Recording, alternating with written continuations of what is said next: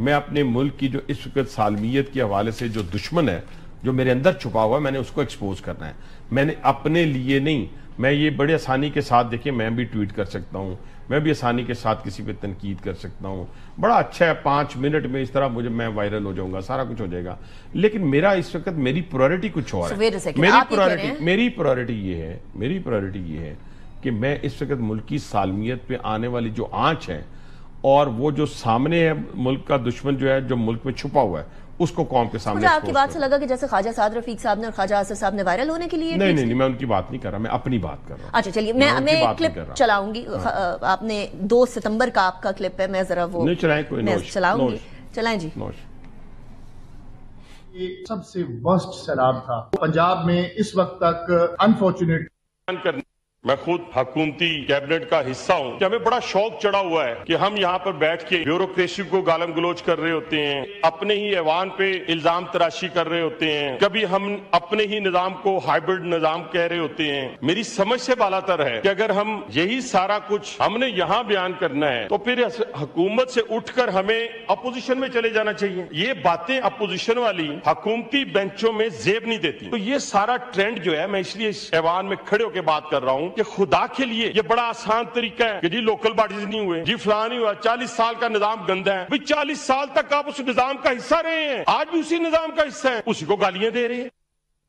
اچھا نہیں, میرا خیال ہے کہ میں نے پہلے کہہ دیا تھا پروگرام سے پہلے اور بار میں ساری قوم کے سامنے بھی کہہ رہا ہوں کہ اگر میں آج اس پہ کمنٹ کرتا ہوں, میں نے جو کہا وہ ہو گیا, بات ختم ہو گئی. یہ پرانی ہو گئی. خبر جو ہے نا, خبر جو ہوتی ہے, خبر اس وقت ہوتی ہے. یہ آپ کا جواب نہیں آیا دنیا نہیں, میں نے جواب دینا ہی نہیں, اس لیے کہ میں اس وقت اگر یہ جواب دینا شروع کر دوں گا تو جتنی گفتگو میں نے کی ہے تو اس کا مطلب یہ ہوا کہ میں بھی چلیں اس کا جواب نہ دیں, بس مجھے بتا دیں کہ اتحادیوں کو اور حکومت میں ہونے والے لوگوں کو اعتراض ہے تو کسی بات پر ہوگا نا, کوئی مسئلہ تو ہوگا, تو اس مسئلے کو ریزالو کرنے کے لیے کچھ کیا. میں پھر وہی عرض کر رہا ہوں, جیسے آپ نے یہ بلاول صاحب کی مجھے ٹویٹ دکھائی, مجھے اس میں کوئی بری بات نہیں لگی اور نہ ہی, لیکن شاید ان تک پہنچی نہ ہوگی وہ بات ہماری جو کیبنٹ میں ڈیسائیڈ ہوئی ہے.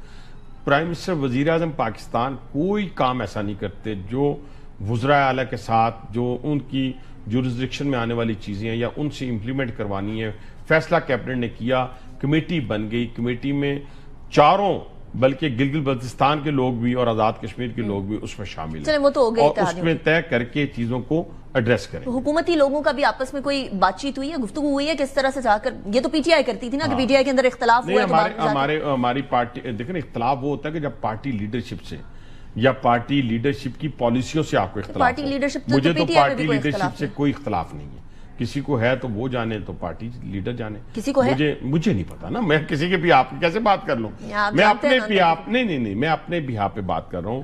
میں پنجاب کی پرفارمنس سے, اپنے وزیر اعظم کی پرفارمنس سے اور سب سے بڑھ کے میں کہتا ہوں ان ساری چیزوں کو بھی ایک طرف چھوڑ کے اس وقت ملک کی سالمیت کے حوالے سے جو پاک فوج کی قربانیاں ہیں, میں سمجھتا ہوں کہ آج بھی ہمیں اس کو یاد رکھنا چاہیے, کل بھی یاد رکھنا چاہیے. آپ نہیں جواب دینا چاہ رہے, ان کے ساتھ کھڑا ہونا چاہیے. بس اب نہیں, جو آڈیٹر جنرل آپ کی حکومت کا ایسا, وہ نہیں مانتے ان ساری چیزوں کو, وہ کہتے ہیں کرپشن بھی ہوئی ہے, بے ضابطگیاں بھی ہوئی ہیں. جہاں پہ آڈیٹر جنرل نے بات کی ہے تو میں کیوں کہوں کہ نہیں جی نہیں ہوئی ہوگی.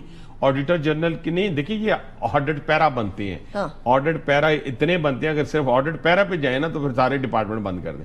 آڈٹ پیرا پھر سیٹل ہوتے ہیں, آپ کے منسٹر کی بات, میری بات سنیں, آڈٹ پیرا جو ہے نا پھر سیٹلڈ ہوتے ہیں. فرض کیا 300 آڈٹ پیرا بنے, 300 میں کرپشن ہے, پھر جا کے پتا تو کریں, پھر آڈٹ پیرا 6 مہینے بعد ختم کیوں ہو جاتے ہیں. خواجہ آصف صاحب بھی بیوروکریسی کے اگینسٹ بول رہے ہیں کہ بیوروکریسی میں گڑبڑ چل رہی ہے. دیکھیں میں پھر وہی کر دیتا ہوں, میں صرف آپ کی چلیں سیٹسفیکشن, آپ بار بار کہہ رہی ہیں تو سیٹسفیکشن کے لیے میں بار بار یہ کہہ رہا ہوں کہ ہر جگہ کے اوپر اچھے اور برے لوگ بس ٹھیک ہے. اس لیے کسی کو سویپنگ سٹیٹمنٹ دے کے کہہ دینا میں سمجھتا ہوں مناسب نہیں, بس ایک ذمہ دار کی حیثیت سے.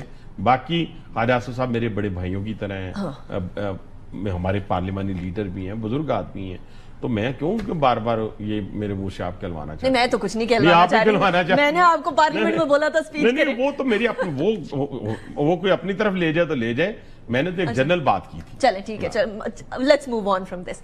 ریلوے کا بڑا نقصان ہوا ہے سیلاب کے اندر, اور سیلاب زدگان کو تو ابھی بحال کرنا ہی کرنا ہے, اس کے بعد ریلوے کی بحالی بھی جو ایک بڑا چیلنج بن جائے گا, اس کے لیے کیا پلان ہے؟ دیکھیں پہلی بات آپ نے بڑی زبردست, میں نے 3 دن پہلے اس کے لیے پریزنٹیشن میرا خیال ہے ایک آدھا ہمارا شور کوٹ والا جو سیکشن ہے وہ اس کے لیے 1-2 دن چاہیے ہوں گے، وہ اور ہمیں 4 دن، لیکن باقی سارے. اور پاکستان ریلوے نے اس سیلاب کے اندر 2022 کے سیلاب فلڈ کے اندر آپ کو یاد ہوگا 22 دن ہمارا مین آپریشن بند رہا تھا. مین آپریشن الحمدللہ ہم نے ایک دن، آپ نے کئی ویڈیوز دیکھی ہوں گی کہ ہماری ٹرینز جو پانی کے اندر چل رہی ہیں. جیسے ایک جہاز ہمارا دبئی سے اگر آپ یاد ہو پانی میں اڑا تھا، تو ہماری ٹرینز جو ہیں وہ پانی میں میرا ڈرائیور چلا رہا تھا، وہ روکا نہیں، ہم نے آپریشن روکا نہیں اپنا. اور اللہ تعالیٰ کے فضل و کرم سے ہم جو ہیں وہ 1-2 لائنوں کو چھوڑ کے ہوئی تو 5 ہماری برانچ لائنز افیکٹ ہوئی تھیں، لیکن ایک آدھ کو چھوڑ کے باقی ہم نے ریسٹور کی ہیں. اور جو وہ ہے وہ بھی انشاءاللہ ریسٹور ہو جائے گی. اور اس کے بعد جو ہے انشاءاللہ جو روڑی کراچی ہے اس پہ بھی وزیر اعظم پاکستان نے ایشین ڈیولپمنٹ بینک کے ذریعے جو ہے وہ ایگریمنٹ کے نزدیک ہے. صرف فرق اتنا ہے کہ وہ گراؤنڈ بریکنگ 2026 دسمبر کی بات کر رہے ہیں، پرائم منسٹر وزیر اعظم کہہ رہے ہیں کہ جون 2026 میں ہم گراؤنڈ بریکنگ کریں گے. Very interesting. 6 مہینے پہلے بس